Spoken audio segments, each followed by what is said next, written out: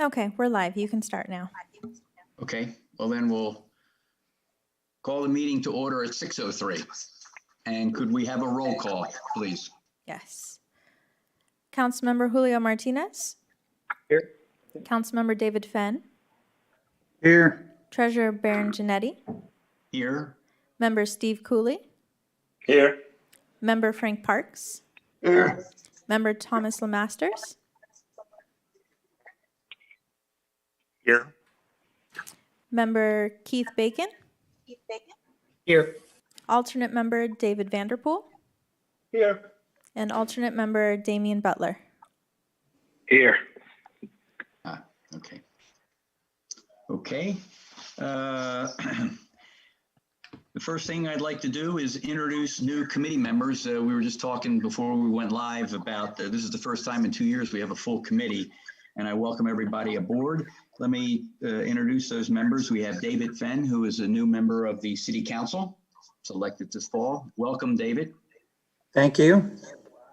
Thomas Lemaster is new to our committee this year, but Thomas had been on at least 2 years before when I first got on the committee. Welcome back, Tom. Thank you very much, Barry. Member Keith Bacon, new. Keith, welcome. Thank you. Alternate member David Vanderpool, welcome to you, David. Said hello to you earlier. Okay. Thank you. And alternate member Damian Butler, welcome to you. Thank you.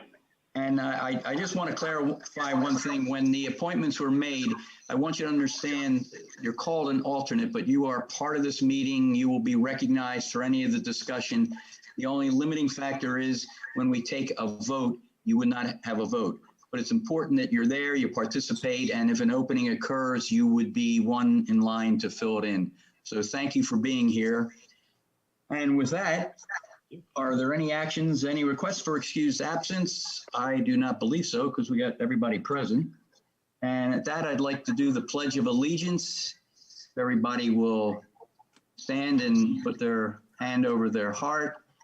And I'll begin. I pledge allegiance to the flag of the United States of America, and to the republic for which it stands, one nation, under God, indivisible, with liberty and justice for all. Liberty and justice for all. Thank you.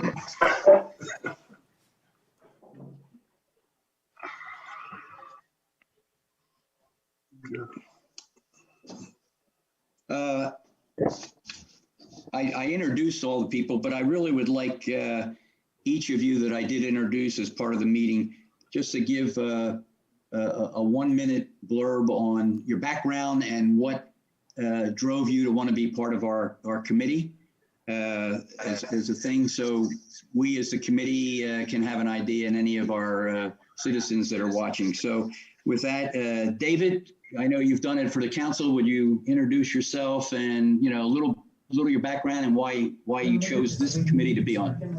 Sure. First off, my day job, I'm a real estate broker like Council Member Santos is.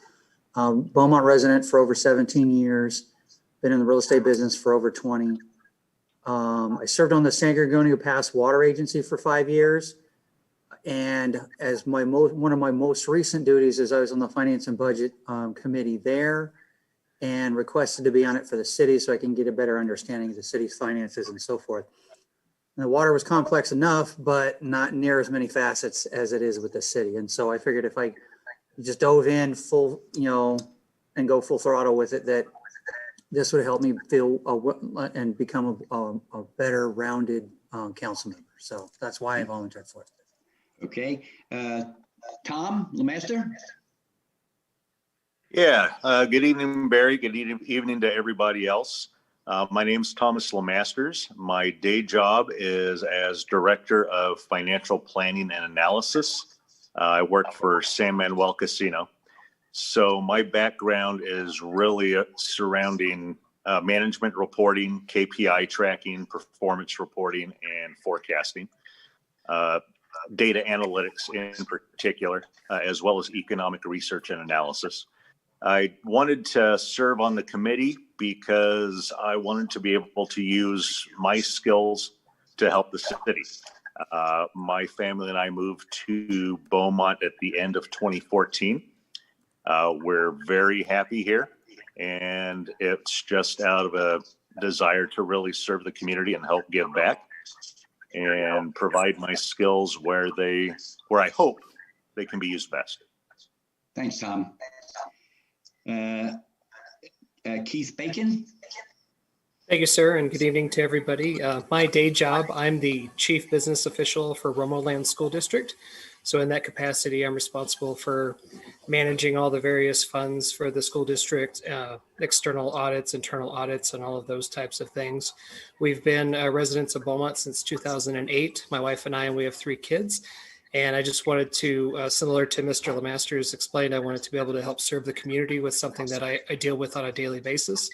And so I'm just excited to be able to help contribute to the overall quality of the financial information in the city. Thank you. David Vanderpool? Hi, good evening, everyone. It's an honor to be here. So I've taught at Beaumont High School since 2008. I've taught AP Macroeconomics, Economics, and Government, and AP Government. So I'm really integrated into the community. I have a couple kids that go to Beaumont schools, so I really care about this community and that it's a place that my kids and my students want to be. And I also have an educational background in public finance as well as economics. So I'm very passionate about those subject matters, and I'm really looking forward to using those skills, similar to what Mr. Bacon and Mr. Lemaster said, to be able to serve my community. Thank you, David. And last but not least, Damian Butler. Hello, good evening, everybody. My name is Damian Butler. My daytime job, I'm currently a unit supervisor for the Department of State Hospitals. I run a unit of 1370s and competent to stand trial. I just wanted to get involved because I want to serve the community and be a part of the solution. I recently moved out to Beaumont in 2017, and I'm just looking to get active and be of assistance in any way I can. Good, thank you, and welcome again. Okay, with that, I would like to move to public comment. Do we have any public comment before we start? Nicole?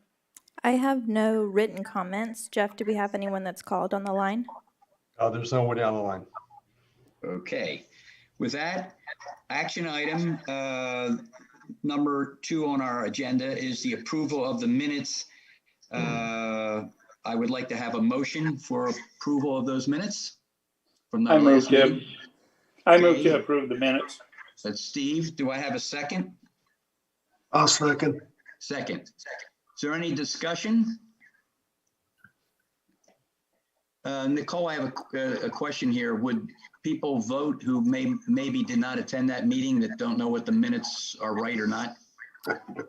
So if they have not had a chance to read the minutes and review the video, then I would say that they should abstain from the voting process. But we do have to do a vote roll call for the motion. So I can go through, I will call your name and you can let me know whether it's a yes, a no, or an abstain. Okay. So I will start with Member Bacon, I'll abstain. Member Lemasters, Yep, you're muted, Tom. Abstain. Member Parks, Yes. Member Cooley, Yes. Treasurer Janetti, Yes. Councilmember Fenn, I'll abstain. and Councilmember Martinez. Yes. Okay, thank you. Okay, so the minutes are approved. Number 3 on the agenda is the reorganization of the committee, and every year it's by design and policy that we rotate the chair and the vice chair of the committee. Normally, if you had a committee and everybody had a lot of tenure in line, you'd have a pecking order that would sort of follow. Tonight, I have one person who has tenure, who's been the chair 2 years in a row before me, and everybody else is new except Tom Lemaster, who had been here and then he has skipped. With that said, I would like to make a nomination for Tom Lemaster to be the chair of the Finance Audit Committee. I need a second. I'll second. Okay. Frank seconded. Can we have a roll call vote, please? Sure. Do we want to make sure there aren't any other nominations? Or you want to go ahead and do roll call and see if it passes? Well, I thought the process was we voted. If he doesn't get enough votes, we have to then nominate somebody else. Is that right? Okay, that's fine. We can do Okay. that. All right, so let me do roll call. Member Bacon, Yes. Member Lemasters, Yes. Member Parks, Yes. Member Cooley, Yes. Treasurer Janetti, Yes. Councilmember Fenn, Yes. Councilmember Martinez. Yes. Okay.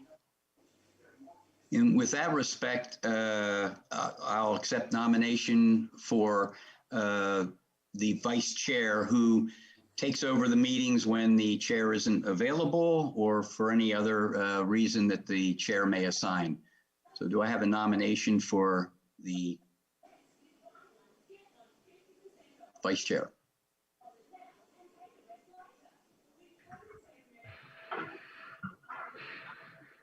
I would I'll like to nominate- nominate, I Go would like ahead. to nominate Mr. Cooley for vice chair. Okay. I I'll have second it. a second. Mr. Parks, could we have a roll call, please? Okay.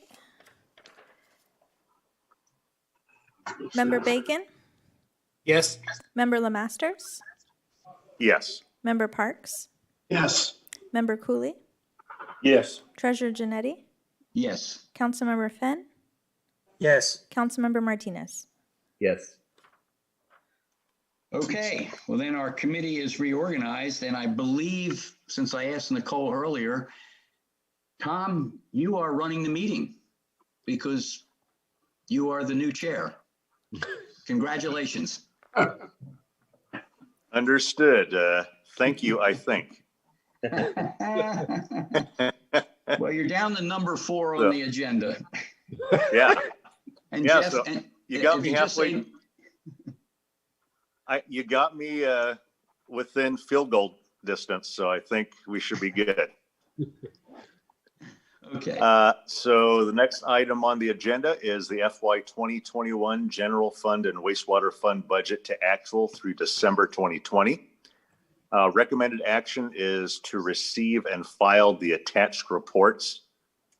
Does the finance director have any comments at this time on this? Yeah, I'll just give you some, thank you, Jeff Mullenkamp for the record. I'll just give you some brief comments on this.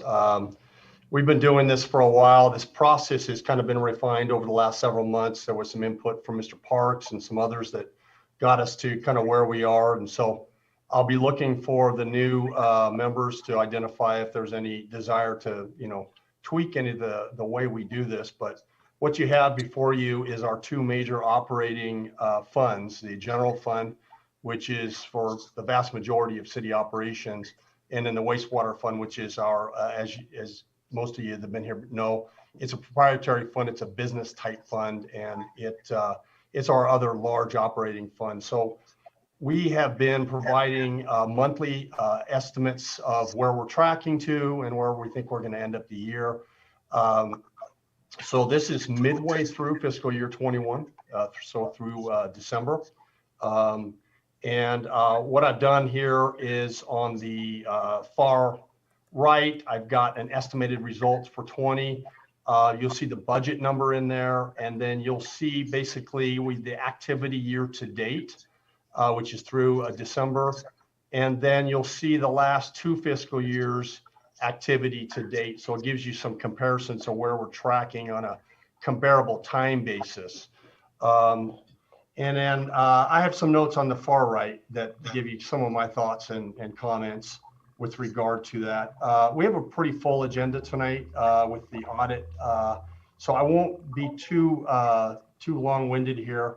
The bottom line, if I take you all the way to the bottom on this, if you go to the bottom, you'll see that the overall assessment is that the general fund is tracking to probably have a year-end surplus of somewhere between $3 and $4 million. Current estimate is just under 3.8 million. This is really triggered by two major things. One, our revenues are coming in higher, led by sales tax. We had initially, when COVID hit, we had reduced our sales forecast significantly because in fairness, we didn't really know where things were going to go with COVID and with businesses shutting down or having to reduce hours and things like that. As a result, we did drastically reduce our sales tax projection. We have since increased that at one of the last meetings with the city council. We upped that estimate. And I'm pleased to say that I think it's going to come in even higher than that estimate.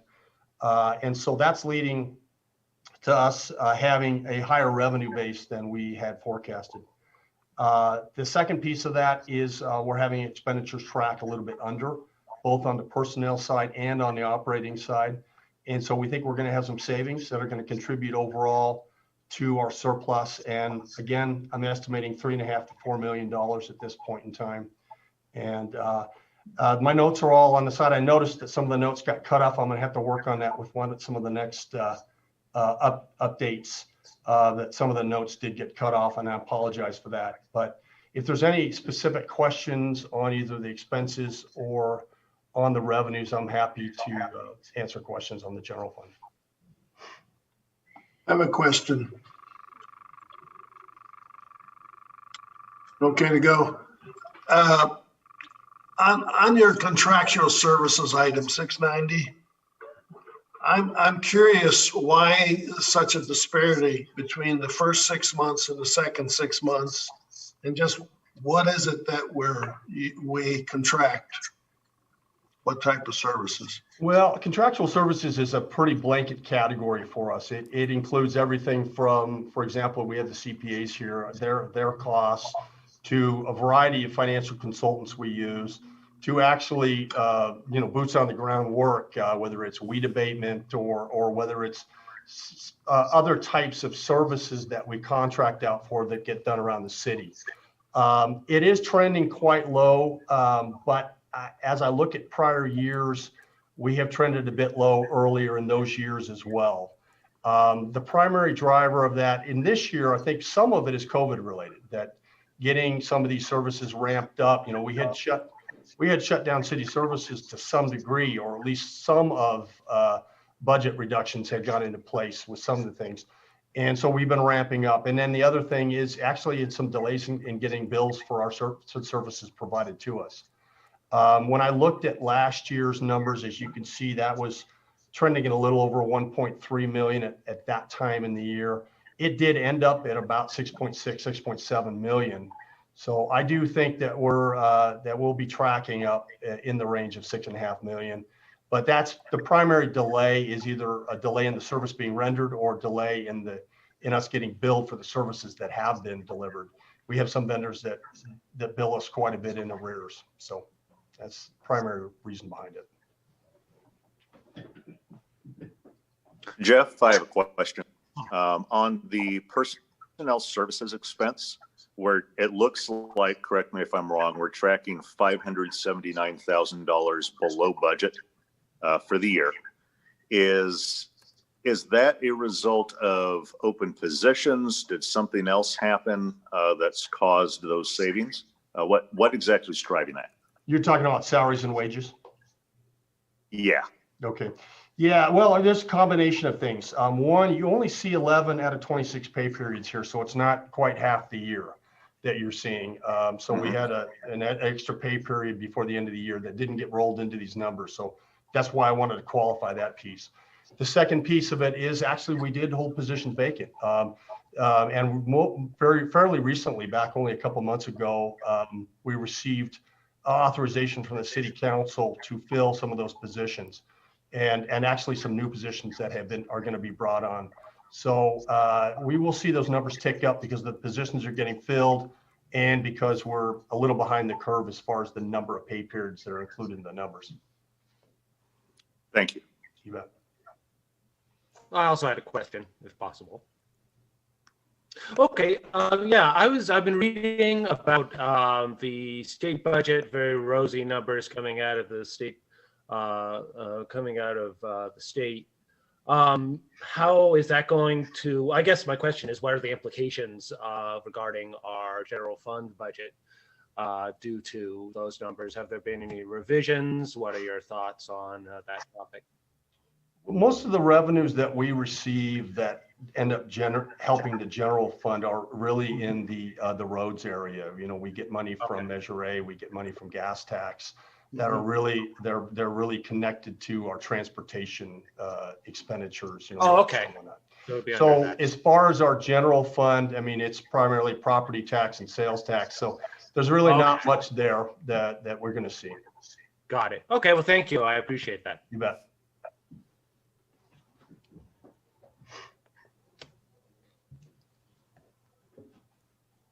Okay, if there's no other questions, I'll move on briefly to talk about Wastewater Fund, and then we can move forward with the agenda. So the Wastewater Fund is similarly tracking nicely. We're expecting the revenues to be maybe slightly below our estimate, but not far. We are expecting the expenditures to come in a little bit below budget on both the personnel side and the operating side. We have a similar dynamic here with the contractual obligations where we're a little behind the curve on some of our expenditure patterns. This is a little bit more to do with ramping up and some of the ramping up of the operations. But we do expect to see, again, an uptick in the expenditures on the operating cost side in the second half of the year. That will bring us much closer to a budgetary number, but still with some savings built in. The current forecast is that we'll have somewhere in the neighborhood of 300,000 to the good on the wastewater fund at the end of the year. We do expect to have all of the transfers accommodated, which includes primarily debt service there, with some other capital related expenditures. Again, on the personnel side, while we have new positions coming on that were authorized by City Council, and we do expect a pickup in the second half of the year, we do expect still to be under budget a bit on that. I'm happy to answer any questions on the wastewater fund. Again, it's our largest business type fund.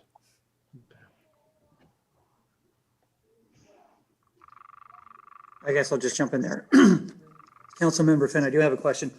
Are there any balloon payments in that debt service repayment with the wastewater fund? No, it's on a very standard debt schedule. It is up a little bit from last year because we had a principal payment this year. As last year we only had interest, but from going forward, it's a fairly standard schedule going forward. Okay, good to know. Thank you.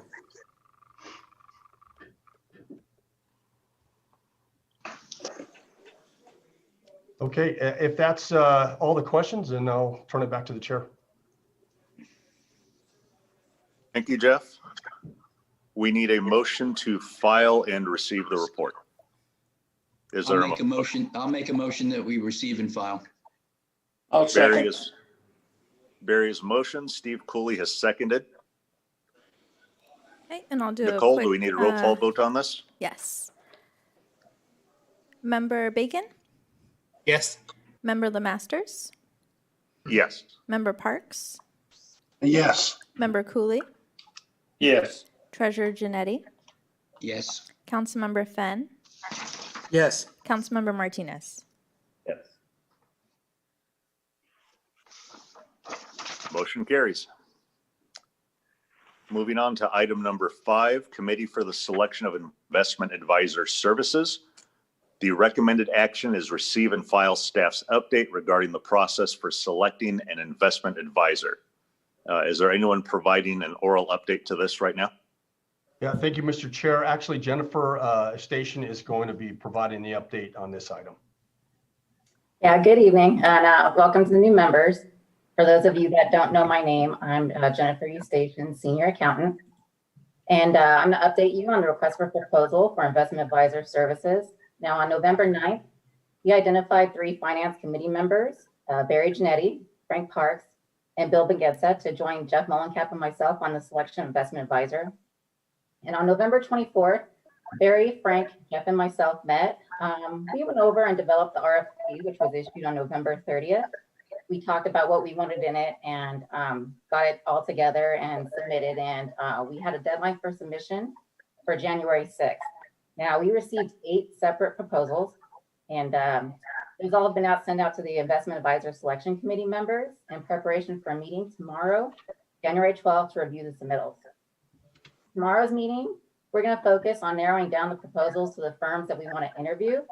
And we have tentative dates planned for the interviews for January 21st and January 22nd.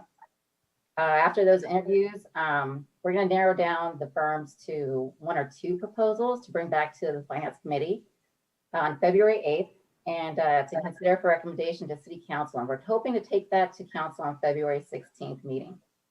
And now I'd like to note that one of the Investment Advisor Selection Committee members, Bill Bagetza, is no longer with the Finance Committee, but we do intend to continue with the remaining 4 of us to stick to the time schedule that was included in the RFP. And that concludes my update, and I'll open it for any questions that you may have.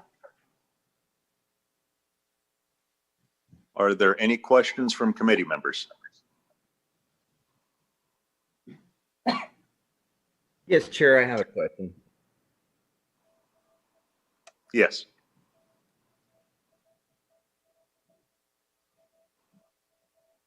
I think you're on mute. You muted yourself. You're on mute, Julio. I've told people this a million times, and look, I do it myself. Wow.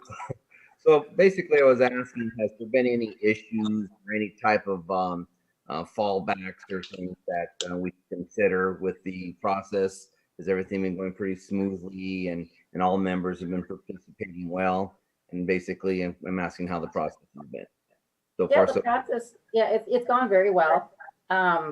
For our first meeting that we had to develop the RFP, we didn't have the 1 member, but it was the 4 of us, and we went through it, and everyone had an input on it.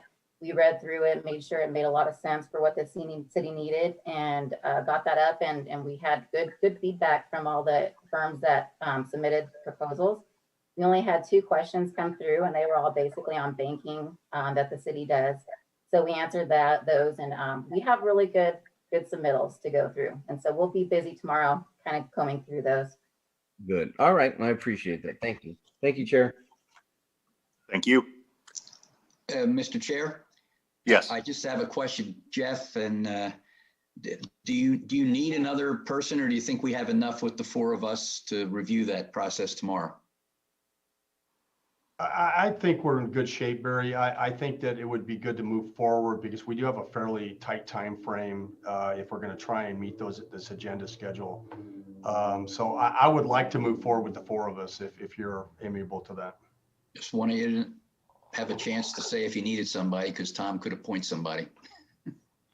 Okay. I think the problem is getting up to speed so quickly. I think it would be very difficult. So I would prefer to move forward with the 4 of us if that's acceptable to the committee. Okay. That sounds wise.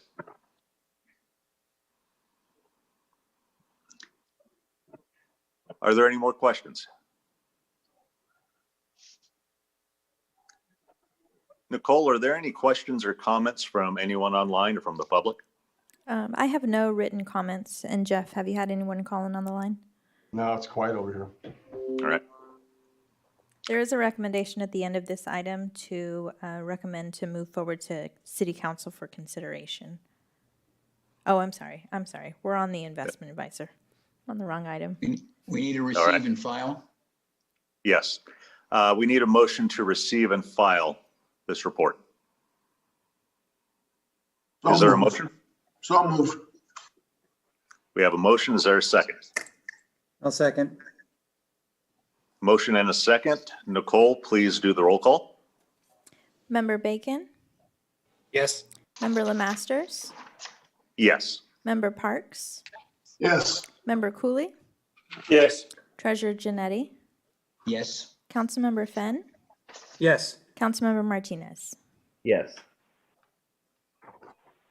The motion carries. Item number 6, review of audited financial statements for fiscal year 2020. Recommended that the Finance and Audit Committee review the attached financial statements and move them forward to the City Council for consideration. Jeff, are you presenting on this? Yes, thank you, Mr. Chair. I will be leading off. As you see, Charles D. Simone, I hope I pronounced that right. Close enough. He's a manager with Rams, which is our new audit firm. So he'll be presenting briefly, and then he'll be turning it over to Lisa Leach, who a senior accountant in the department and was our lead person on the audit engagement. And so I'll take just a few minutes. As you saw in your staff report, there's quite a bit here. For those of you that are familiar with these types of audit reports, they're a nice light reading before bedtime. And but the reality is there's a lot of beef here. There's a lot of dense materials. And so we're not going to go through this in page by page. I think that we'd be here till the morning hours to do that. What we would like to do is give you an overview. I think it's really important you understand the auditor role versus management's role versus staff's role. There are a couple of things I would highlight to you if you want that light reading before bedtime and you haven't already read all of it. The management discussion and analysis, which is one of the first sections in there, after the audit opinion. Of course, that's the first thing is did the auditors think that the financial statements fairly represent the financial condition of the city? That's most important. But after that, the MD&A, which is the management discussion and analysis, provides, I think, a nice overview of what the numbers give you. Where our financial position is compared to where it was, where we're tracking as far as our revenues, where those revenues are being supported by internal, by revenues that we get from providing the services versus from general taxes and things like that. So the MD&A is a pretty good document. Hopefully you've had a chance to at least scan through that. The financial statements themselves are very dense. There's a lot of material in there, balance sheets, income statements, cash flow. And then the notes of the financials is really where the beef is if you really want to understand how the numbers are presented, how we do it, whether it's how we value cash or how we handle liabilities, how our pension obligations are factored in, all those types of things. And then lastly, there's supplemental information at the end of it, which is really more comparative data. It gives you a sense of where we come from to where we are to the extent that we have that comparative data available. It's one of the pieces that we're building block as a building block towards a CAFR, which is what we're shooting for next year. And Charles is going to give me a nod on that, right, Charles? Sure. We were close this year, but there was a little bit that we needed to still accomplish. And in order to get the audit before the committee, in January and roughly a full month earlier, actually almost a month and a half earlier than last year, we went with the standard financial package rather than the CAFR. Lastly, I wanted to just give a couple of notes, comments on the numbers themselves. The city's net position increased by about $19 million from about 441 million to 460 million. That's when you take about on the government-wide basis. When you look at our pension liability, it's one of the few areas where actually liabilities went up. That went up from about 16.8 to about 18.2 million. Otherwise, other than that, we had a net drop in liabilities of about $5 million. Lastly, for the council members, this will be right up your alley in the near future. We have about a $19 million, a little over $19 million in unrestricted general funds. You'll find that on page 20 of the report. And that's kind of my summary. There's a whole lot of beef and material in there. We'll be happy to answer questions as we go through. And with that, I'll turn it over to Charles to go through a brief presentation he's got for you. I think he's going to share a screen and do a little PowerPoint, and then he'll turn it over to Lisa, and then I'll be back. Thank you so much, Jeff. That was a great introduction. Hello, everyone. Good evening. My name is Charles D. Simone. I'm a manager with Rogers, Anderson, Melody, and Scott. I had a small PowerPoint presentation, and I don't know if I'm able to share it with you, and I don't know if you guys have copies of it. There is really no numbers in there, so I guess I can go on my end, and I'm gonna try to go slow, so you guys can follow me if you don't have the PowerPoint. I don't see the ability to share the screen. Let me see. I found it right here. Can everyone see the PowerPoint? Yes, we can see it. Yes. Okay. So here we go. I was the manager of the audit, and I think a good way to start this presentation is to introduce our responsibilities and the responsibilities of management when it comes to a financial statement audit.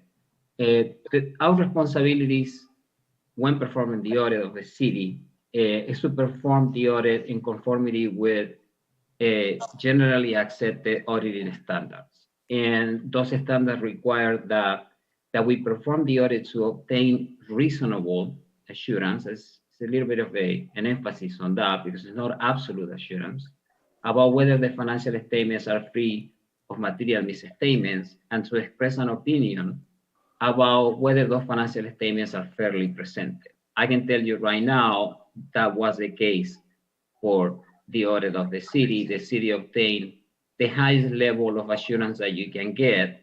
That is an unmodified opinion is a technical term. So you have a clean opinion on the financial statements of the city. Another of the responsibilities that we share was because we were contracted like that to assist management in preparing the financial statements of the city, and also to assist management in preparing some other reports for state controllers. Those were basically our primary responsibilities as auditors. The responsibilities of management are for the preparation and fair presentation of the financial statements in accordance with generally accepted accounting principles.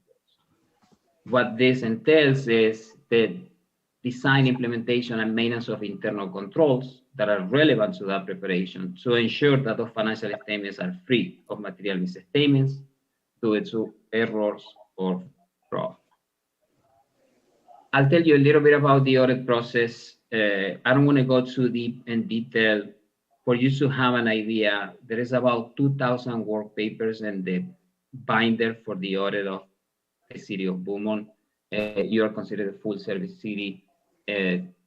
Each of the steps on the process entails the full participation of the audit team. I'll give you a little bit of a background on the audit team that participated of the city audit. You have a manager, a partner who is Scott Mano, the CPA with 20 plus years of experience in governmental accounting. You have myself as a manager, I'm a CPA also, about 12 years of experience in governmental auditing.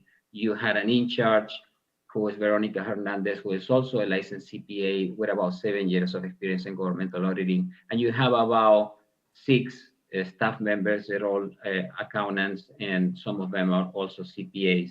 They're all part of the other team. They all perform governmental auditing. So there was plenty of hours put in the process. And I'll tell you a little bit about what the process is. How RAMS audit cities, we do it on 3 stages, on 3 phases.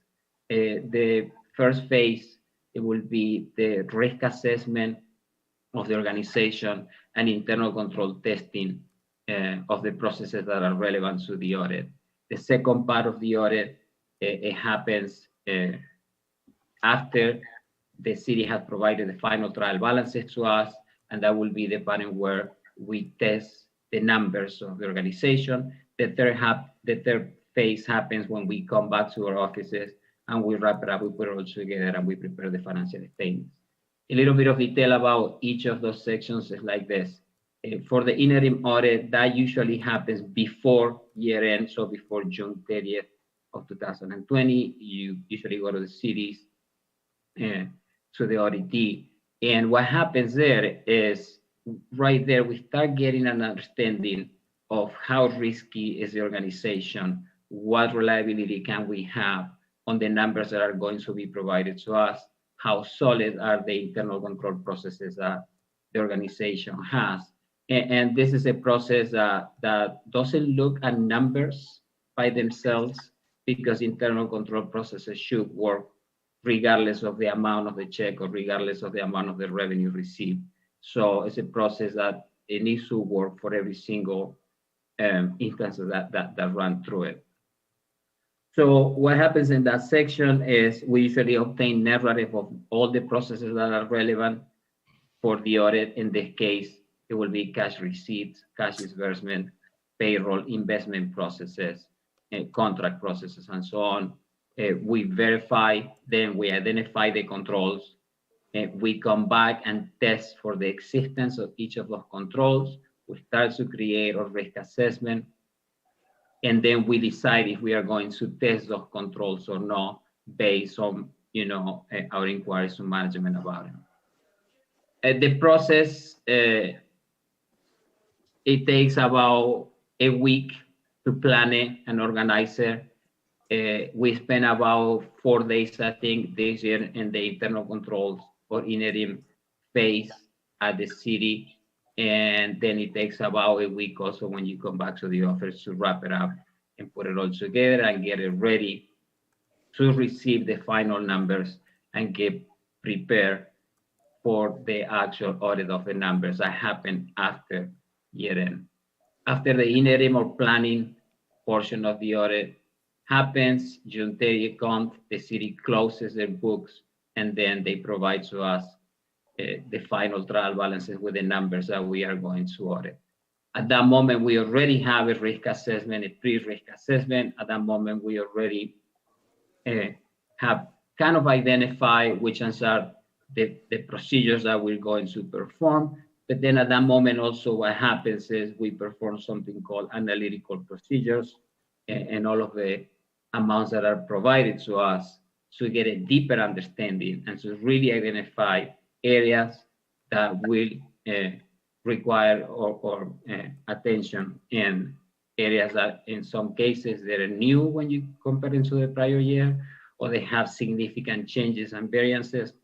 And we use different parameters when we compare, numbers to what and to which. And we apply different methodologies as of the materiality, quantitative materiality of amounts, and we also apply different criteria to qualitative parameters for these amounts.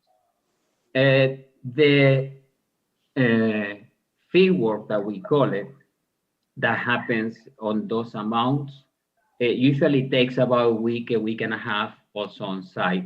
What happens there is we go in there and we start digging into each of the accounts that we identify that are required for more procedures.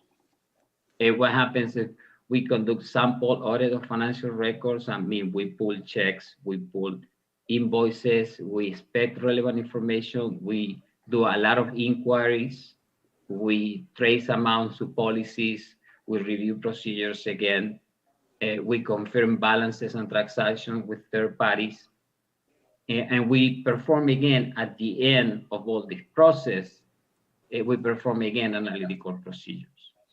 Once that field work is done, we go back to our offices and we, with the whole team, wrap up the audit that we call it. So what that is you have an in-chart review, detailed review of all of the papers in the binders. Then we have a manager review of every single process that has happened. And then we have a preparation of financial statements between the team. After that initial draft of financial statement has been done, then shared back with the finance department, and we have discussions about the amounts that are being presented, about the classification of the amounts, and how RAMS works in this case is we provide an initial draft with numbers only. If we approve all the numbers, we get an agreement with management and the finance department about all the final numbers, and then we proceed to prepare the notes. And once we're okay with the notes and the amounts presented, then management goes ahead and prepares the MD&A, which is provided to us, which we review after management has prepared, make sure the numbers are tied up, and then agree to what is presented on the financial statements. And then we proceed to issue the final reports that we were contracted for.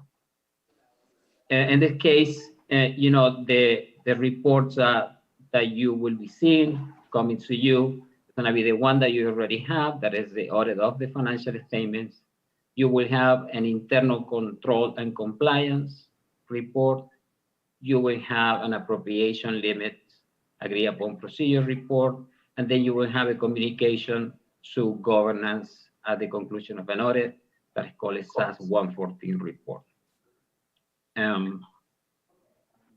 This is pretty much an overall summary of the auditing process and what we have done this year for the city audit. I leave it now up for questions if you have any. I think Jeff did a great job in trying to guide you where to obtain all the information. Like Jeff said, all the MD&A amounts are flowing from the financial statements. The financial statements, like he clearly stated, you see the numbers that you see right there as just an accumulation, a combination of what it could be 3, 4, 5, 7, or 20 accounts that are detailed in the trial balances. But I think the financial statements are, prepared clear and concise, and the notes are also very clear and give you a good background about the amounts that are being presented. So the financial statements are the heart of this report. The notes and the MD&A, they all flow from the financial statements, so you know how to trace numbers if you try to figure some of them out.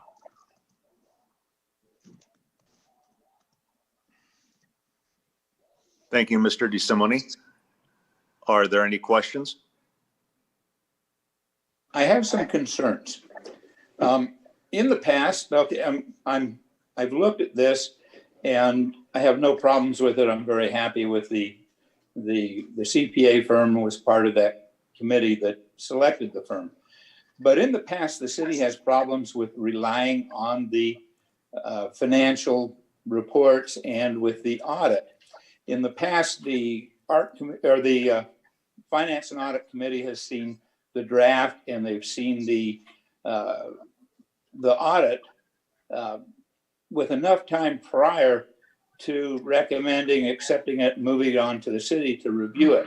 In this situation, we have a number of new members, and we've seen it for a matter of 3 days before we move it on to the city. And looking at what we've got now, we may have set ourselves up into a problem in wanting this by 1 January, and we're going to have a new committee or some new committee members every January. I'm uncomfortable with accepting this and moving it on to the city council without the Audit and Finance Committee having at least a week to look at it, to see what's there, or not seeing a draft version. I don't know if it's appropriate to meet again in a week before the next council meeting, or if we're going to maybe consider changing the date that we want that, so that we have an opportunity to see that. At this point in time, we have a number of members who are brand new, may or may not be familiar with what the city does, and for that reason, I'm somewhat uncomfortable to accept this and move it on to the city council.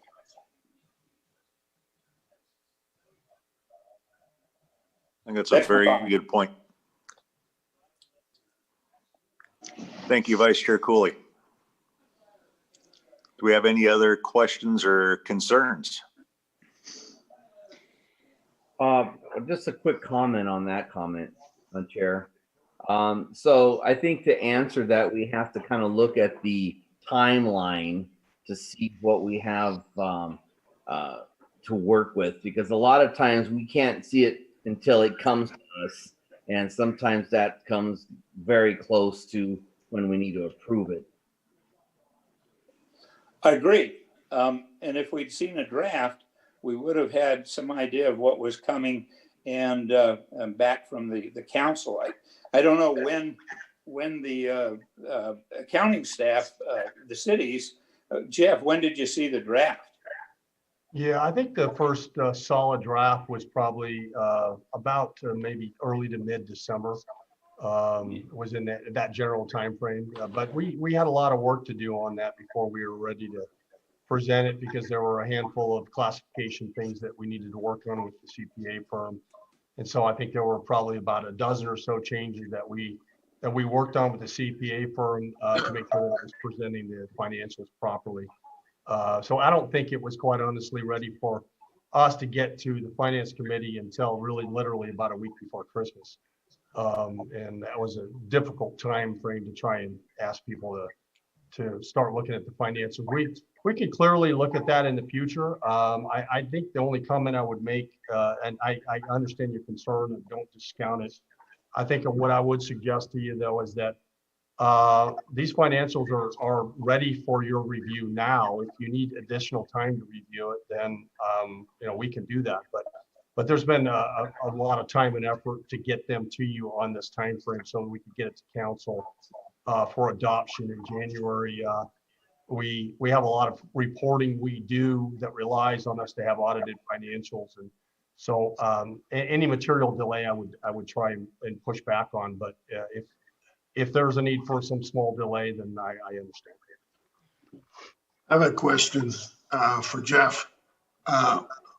How do these figures on the audit report compare to your monthly reports that you've been making to us during the year?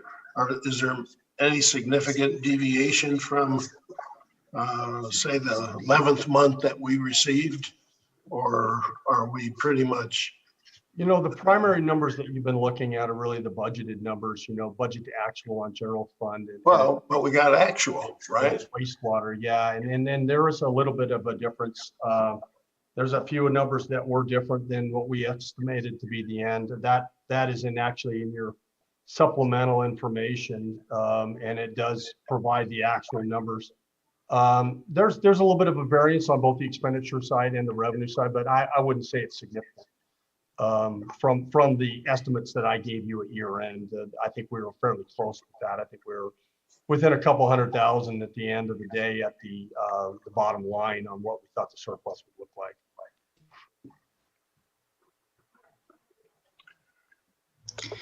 Mr. Chair, I have a comment. I would just like to follow about, the purpose of this Finance and Audit Committee is for us to be able to get in and give some input prior to these things and being distributed. And I know we were pushing to get our audit done in January this year. That was one of the criteria for hiring the firm. But I have to agree with Steve that, we need some time to review it and put the thought in. Otherwise, what are we really doing? It reminds me of somebody that says there's 2,300 pages here, vote on it, you can read it later. I think if you want to have some worth and value, and us who are the people that are volunteering feel they had some input, is they need a little bit of time. And somehow or other, we just need to adjust that part of the schedule to allow, we can still make it in January. Maybe tonight, my suggestion might be that if people read it and have some written comments, they could get them back to you by the end of the week, and you could make any adjustments for next week's meeting. Yeah, I think, my only comment to that would be, the financials or audited financials are pretty much done. I mean, we could follow up and provide additional input and value to you. But I don't know, I think it would be difficult to change the financials because they're audited financials, they're done. It would be more providing more information to you with regard to the financials, or to be able to highlight the information in a little bit more of an easy to understand manner. But the financials are the financials. I think unless somebody saw something that was clearly an error, which, if that was the case, then we would have to go back to the auditors. But other than that, the financial city manager. That is my issue. We have a history of accepting what the auditor said, but I'm really happy with this audit firm. We've had some audit firms in the past that have not been that comfortable with. And the problem has been is that we have accepted what the audited financials and taken them. And then when the public looks at them down the road, it's come back and it's hit us in the face. Now, we've tried to clean up those problems by the audit firm that we use and getting a much better firm. And I think we've done that. But I do think that in view of that history, I don't think we should be accepting these without more than 3 days for the audit and finance committee to look at those documents. I know myself, I'm retired and I had the time to look at it, and I have many, many years of reviewing audited financial statements for government entities, but I don't know that that's the case with our other members. I'm not sure if maybe it wouldn't be, City Council is meeting when? Next Tuesday? Yes. To accept these. What I might propose is if we set a short, limited agenda for a special meeting next Thursday or Friday, and give a few more days for the Audit and Finance Committee to look at it and fix this timing problem in the future so it doesn't happen every year that we get these audited financial statements 2 or 3 days before we implement or put in place our new audit committee. Nicole, would there be any issue with us scheduling a special meeting for Thursday or Friday of later this week? Later this week?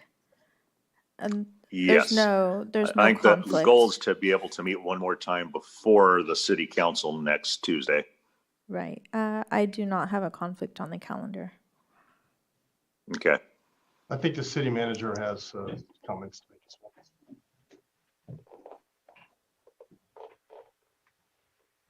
May I go?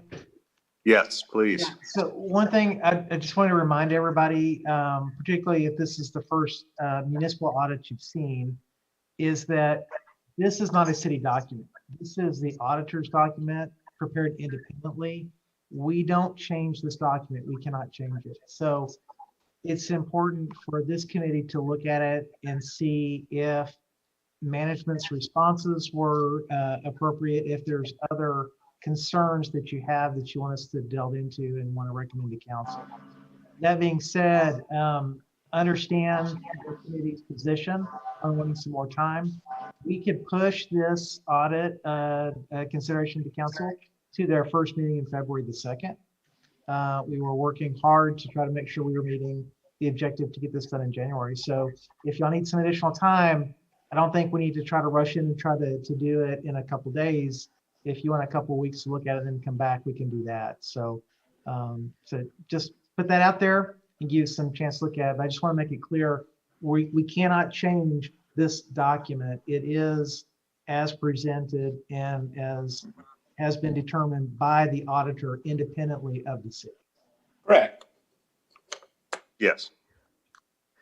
I think that is certainly understood, but I agree with Vice Chair Coley and Treasurer Giannetti's concerns on the short timing. I know that when I received the email and the agenda on Friday, my eyes opened pretty big on a 220-page packet for 3 days of review. I do have questions in particular regarding the findings on internal controls towards the end of the document. Yes. Several findings that are repeat findings from previous years where resolution has not been implemented. Those are items I would want to go over as well. My primary question around that being why have no solutions been implemented around those findings when we've had them before? I don't know if that is something that we want to address right now, or if we want to, schedule a subsequent meeting and address that at that time. Well, Lisa, we'd intended to have Lisa actually provide that overview of the internal control report. And so if you don't mind, I will ask her to do that tonight because yes, please. If the council has questions or concerns that we can be ready to answer more fully. If we can't answer them tonight, then we can be more fully prepared when the subsequent meeting occurs, if we're going to do that. So if that's okay, then I'll ask Lisa to go ahead and talk about the internal control side of things. That was the third and last piece of our planned presentation for tonight. Yes, please. Well, good evening. Welcome new members. And my name is Lisa Leach. I'm the other senior accountant. I'm just going to briefly explain the internal control letter. Our auditors consider controls not to express an opinion on them, but more to assess the amount of substantive testing they will need to do. So the audit report on internal control findings is to point out any weaknesses or deficiencies they find during testing. A deficiency in internal controls exists when the design or operation of control does not allow management or employees to prevent or detect and correct misstatements on a timely basis. There are two types of deficiencies, a material weakness and a significant deficiency. A material weakness is a deficiency that a material misstatement of the city's financial statements will not be prevented or detected and corrected on a timely basis. A significant deficiency is a deficiency in internal control that is less severe than a material weakness. During the audit this year, RAMS identified 3 new significant deficiencies. One was related to segregation of duties, and the other 2 were related to personnel and payroll processing. There were also 3 carryover deficiencies that addressed 1 deficiency as being implemented and 2 that had not since the last audit. In the report, you'll notice that management has addressed these deficiencies and that as of today, new procedures have been implemented to address 3 out of the 5 findings. I think I can kind of speak a little bit on maybe why we haven't tackled the remaining 2 findings, but with COVID, we had to come up with basically different processes and procedures, keeping internal controls in mind to operate this year with everybody working remote. And so we actually had to give the auditors 2 processes and procedures before COVID, after COVID. And I think that transition we were successful at in maintaining our internal controls, but it did not allow us the time, to basically establish and implement the remaining 2. So we will be working on those 2 and we'll be addressing those and completing them this year. So I'm here to answer any questions that you may have on the internal controls. Thank you, Lisa. I do have a question. Yes. In reference to those findings, does the auditor come to staff, present that, staff then try to make a correction and then go back to the auditing firm? Or do we wait until everything is finished, roll it out all at once and so forth? I guess the reason for the question is if there is a finding and then staff tries to implement a policy to make that correction, is that delaying the entire audit process any at all? Do you understand the question? Yes, yeah. Okay. And now it depends on what the deficiency is. If it's something very simple that we can implement, we'll go ahead and work on and implement it right away, but we do not let that hold up the audit. So if it's something a little bit more lengthy where we have to develop a pretty strong procedure from scratch, kind of like last year we had to do the ACH and wire EFT policy. You want to take your time on that because you want to make sure that you dot every I and cross every T. So it depends on how much work it takes to develop the procedure. I have a question. I thought this separation of duties had been addressed before and that there were some procedures in place. Am I understanding that they're not working because of COVID, or am I just confused? Or we just not addressed them in the past? I believe the deficiency on the segregation of duties was something that just never came up in the past. and it's more on the IT related portion of our accounting software program. So, you know, there's boxes that just need to be checked to eliminate, you know, the senior accountant from being able to adding vendors as well as, you know, approving the vendors. So it's more on the IT side, and, you know, we're going to address that this year. Okay. So I just would add in with regard to the two prior year findings. You had two of them there. One was with regard to the business license process. And the concern there in a nutshell was that we have people who are receiving funds from business licenses. As some of you know, those come in, generally they come in with in one big lump. We get some trickle in, but it comes in one big lump. At the end of the year, we have a renewal process that we go through.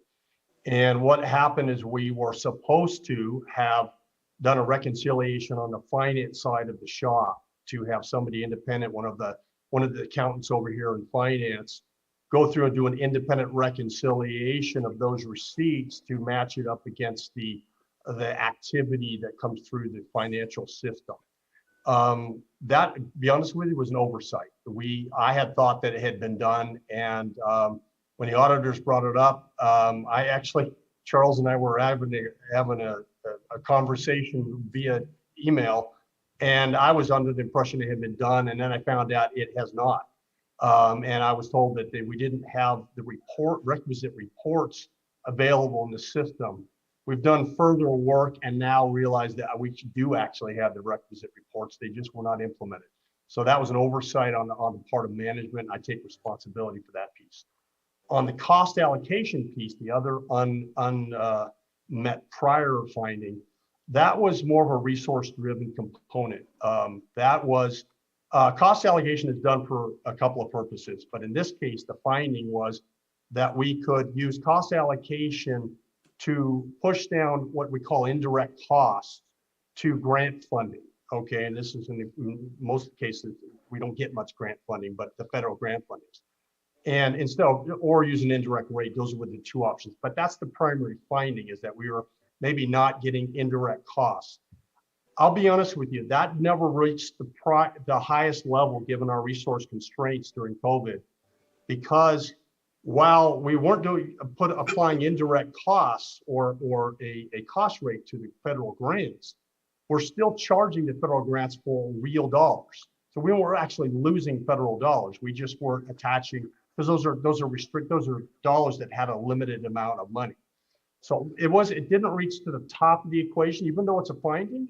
It's a finding we want to deal with. It's not a finding where we're violating any principles. We're not applying that rate to the grants. And so anyhow, those are the two prior year findings. One was an oversight. The other one was it just didn't reach the height of our priority list. So.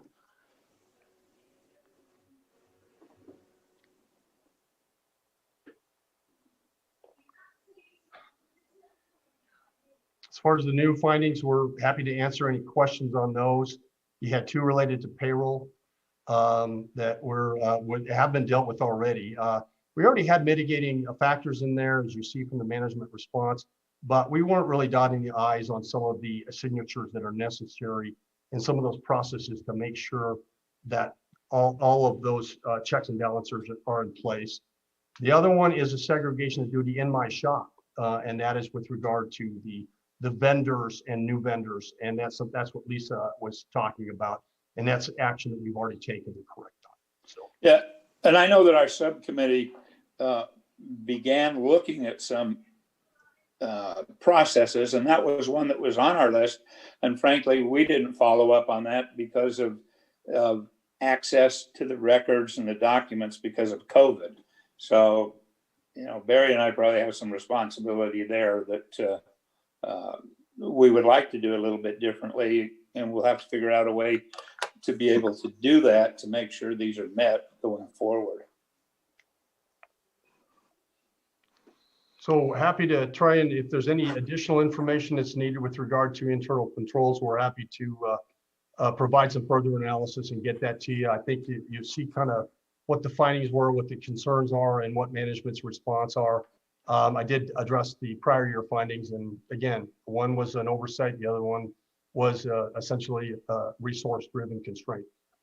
So I'm happy to try and answer any further if I can.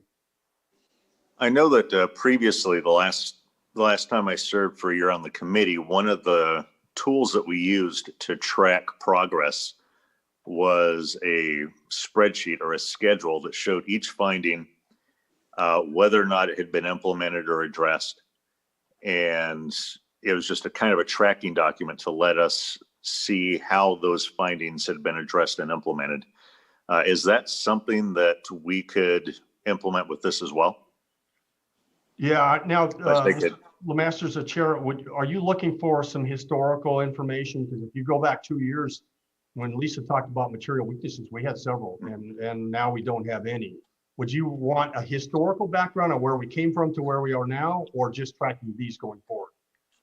Just like tracking these going forward, to see what progress has been made in each finding, just as the year goes by. My initial thought, and I don't know if this is something we need to put to a vote, would, as direction from the committee. But I think what would make me comfortable is if, we could see each month, has, finding 1, 2, 3, 4, 5 been addressed, what has been implemented, just so we can kind of check it off as the year goes by and make sure that, if there were any outstanding concerns in the audit, that those have been addressed over the course of the year. Nicole, is that something, do we need to provide as the committee direction to Jeff and his team for that? Yeah, it would be good to put into the record, just giving direction. Okay. Just a little information, Tom. During the year you were gone, the committee created a subcommittee, and Barry and I were on that. We probably have some people now that could help as well. We went through those findings and we were starting to check those early in the year before COVID popped in. Barry and I actually went into Jeff's office and had him pull all the bank statements and recs for us. And we were able to confirm that the bank recs had been performed. The fraud training, we verified that. Unfortunately, with the COVID, it was really difficult to access those records.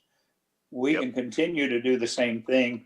We can continue to use a subcommittee for that purpose. The process is there. We've been remiss because it's a little unwieldy to get those documents for that with COVID, but we can find a way around that, I'm sure. Okay. Then, if that's the case and there's already a subcommittee, then I don't think we need any direction on that. Does that sound about right to you, Steve? It does. Yeah. Okay. Are there any more questions? The city manager would like to make a point if possible. Yes, Todd. Yeah, I think for our new members, I think it's important to note that spreadsheet was based on the state controller's audit that had been done back in 2016. As everything was kind of collapsing on Beaumont, we had a number of investigations going. So the controller, Betty Yee, actually came in, her staff did, and audited and looked at Beaumont's financial practices as compared to GASB and state guidelines. And so they had a list of, 70 some odd deficiencies. So we put those together into a table and identified over a period of, several years, processes to address those points. And so we cleared those up, and Mr. Cooley, Mr. Giannetti were going through a process to double check the veracity of the statements that staff had provided to show that we had complied with those various components. And so our next list moving forward will be based upon the outstanding management comments on these moving forward, so I understand that. So I just want to provide a little bit of background for our new members so they understand what that effort was that we had worked on over the last couple of years. Thank you, Todd. Are there any more questions? Mr. Chair, I just wanted to kind of second the comment that you made about that spreadsheet. As a member of the city council, it would be nice to get at least a reporting of, are there any outstanding items left to be done at the time that the audit is brought to the city council? So that would be nice to see, hey, these are the findings, here's what we've gotten done, and A, B, and C are the outstanding items, and here's where we're at. So if it was just even a simple report that came in with the staff report with it, I would love to see that. And then it shows some accountability to the public. Hey, we're not perfect. This is why we have audits. These are the findings. Here's what we're doing to correct everything. And I think it'd be a great thing to do to continue that and move that forward. And we do that every year. So whether the committee goes into detail and verifies everything, I think that should be handled at the subcommittee level as it was mentioned. But just an overall status report to go along with it to the council, I think would be a good idea. Okay.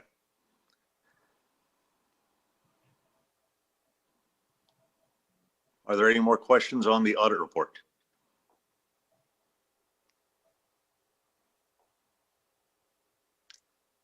I don't hear. I just have a question. So what did we decide? Were we going to have a second meeting for further questions?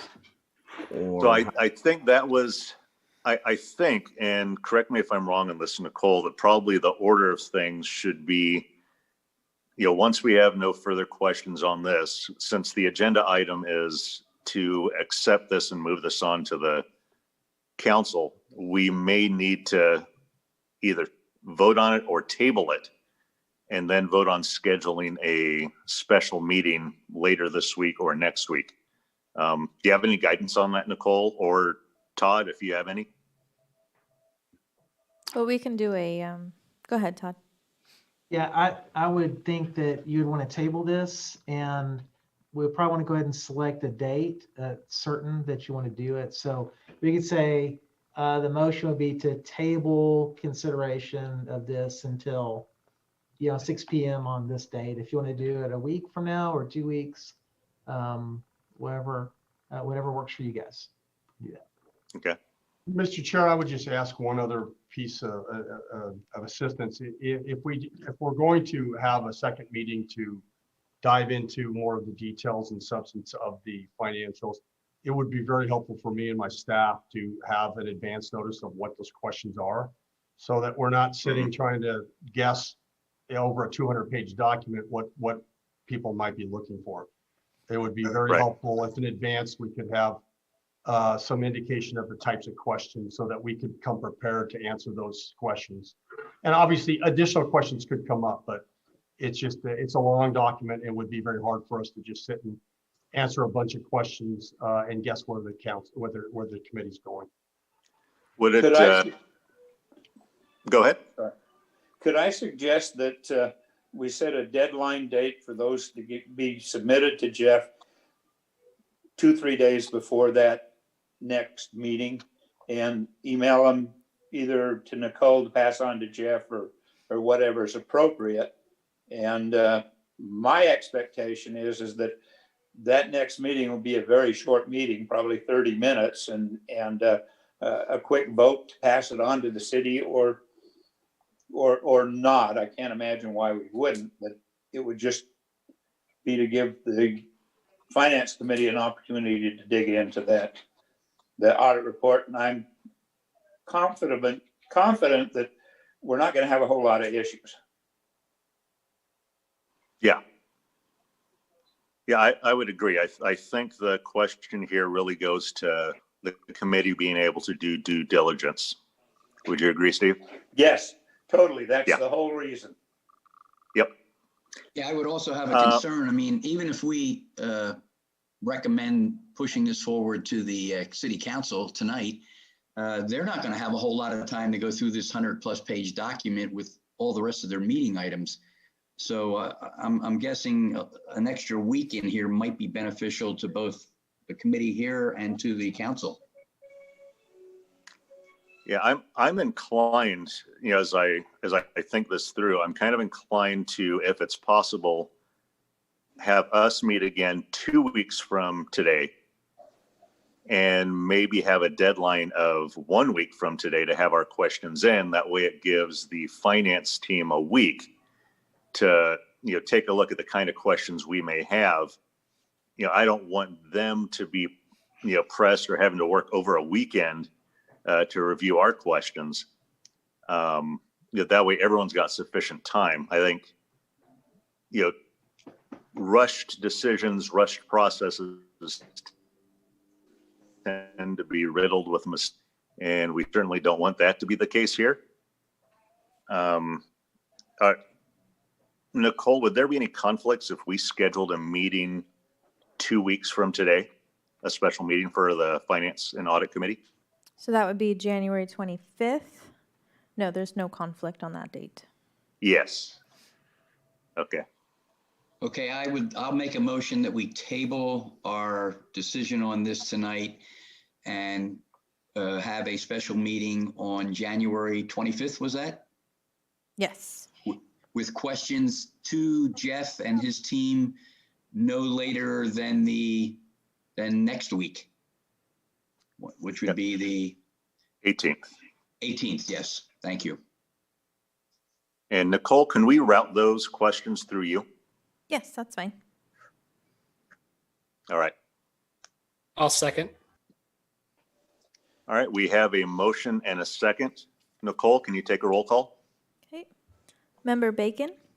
Yes. Member Lemasters? Yes. Member Parks? I abstain.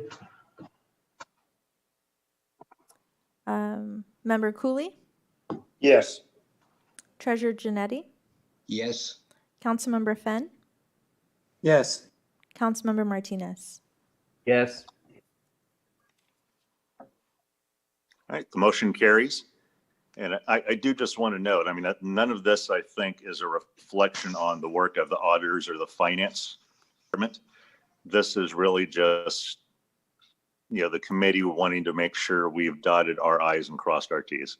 Yeah, this is the first time ever in 3 years we've gotten the audit here in January. So, Yes, absolutely agree with you, Tom. So that's the difference here is we got it on Yeah. time schedule that the council wanted. It delivered, the auditors delivered it on time, and Jeff has. Yep. I just think we need to stretch a little time there, like we. Yeah, this is no judgment on anybody, just we want to do the due diligence. That's all.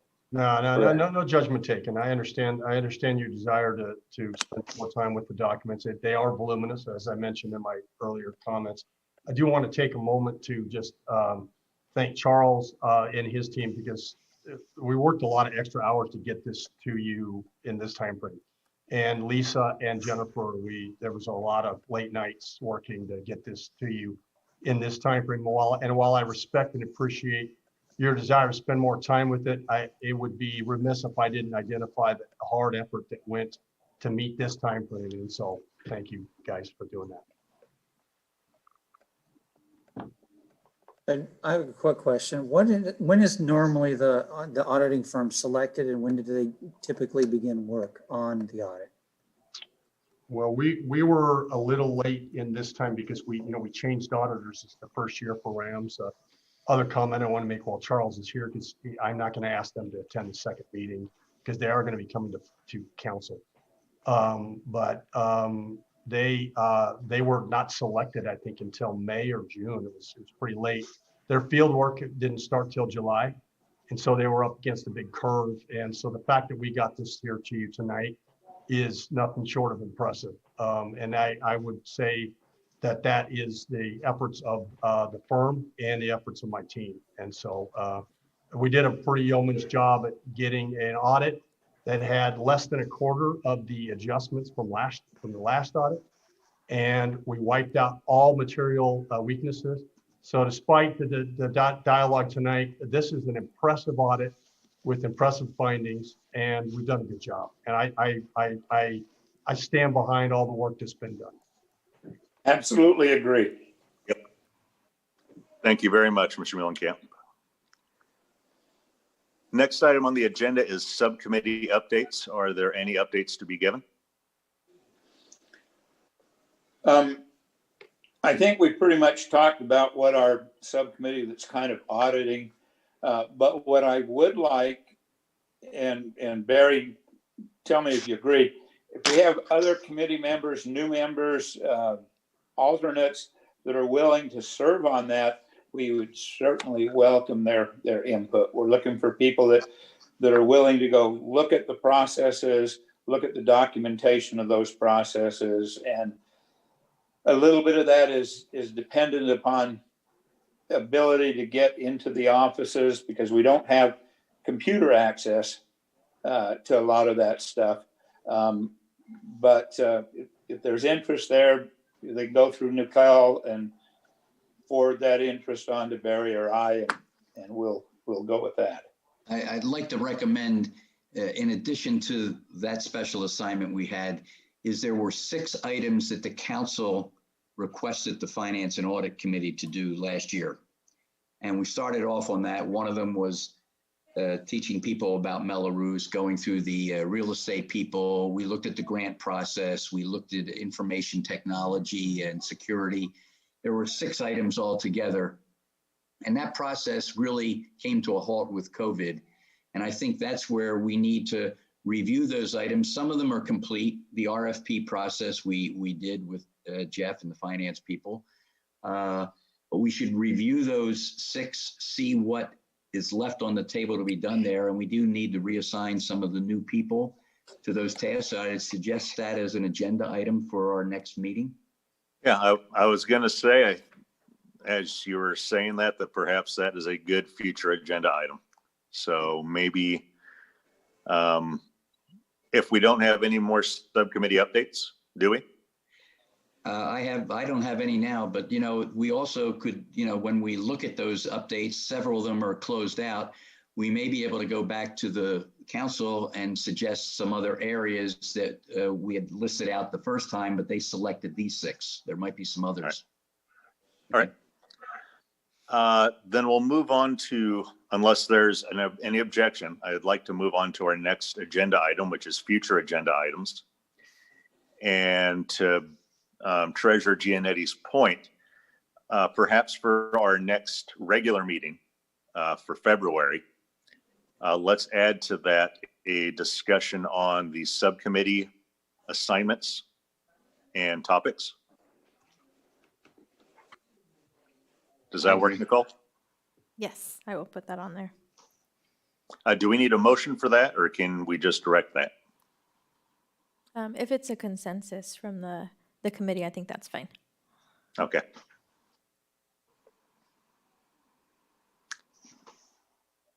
Are there any other future agenda items anyone would like to bring to our attention?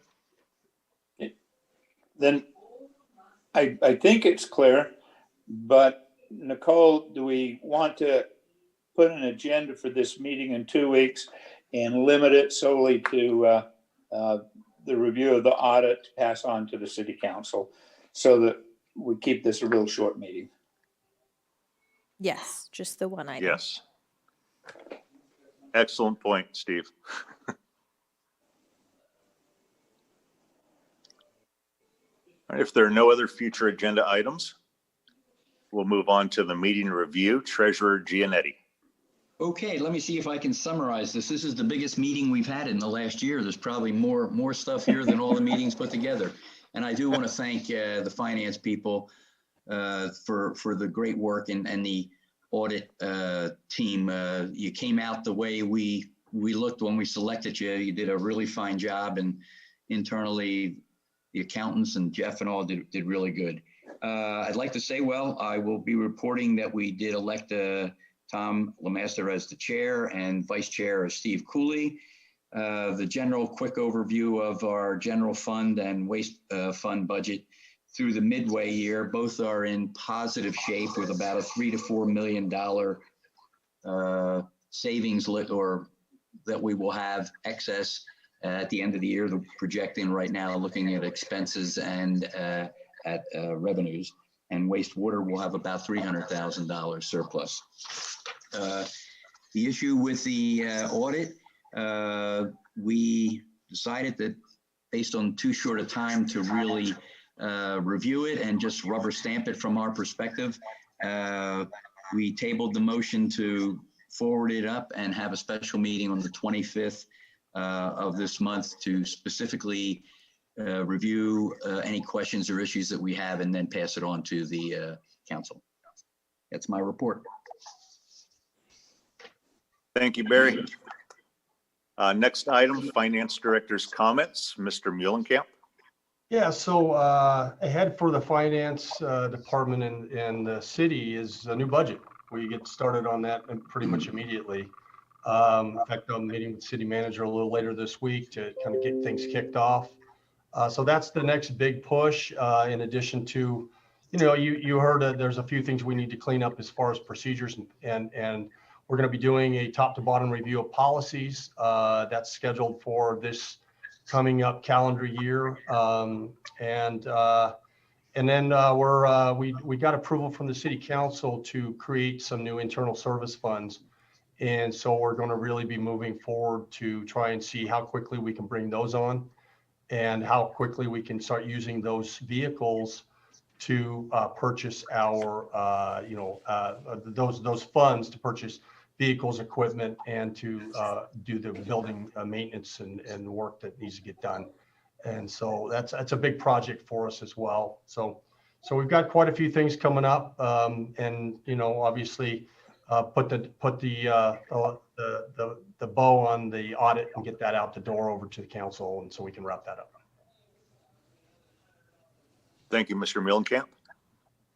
Does anyone have any comments for Jeff? I guess I have one. If we do have questions that I haven't thought of and I want to ask somebody and email somebody, who would be the best person to contact? So I think what I heard is that that if any committee members have questions or want information with regard, more in-depth information, to route those through Nicole. Nicole, okay. And she'll get those to you. Great, thank you.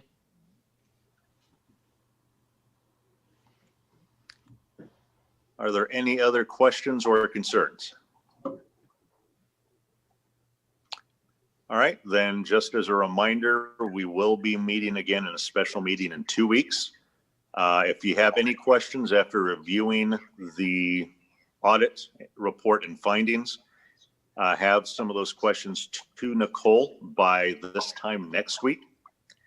And with that said, looking at the clock, it is 7:35 p.m. Our meeting is adjourned. Thank you. Good job, Mr. Chair. Thank you. Thank Thank you, Barry. See you in 2 weeks.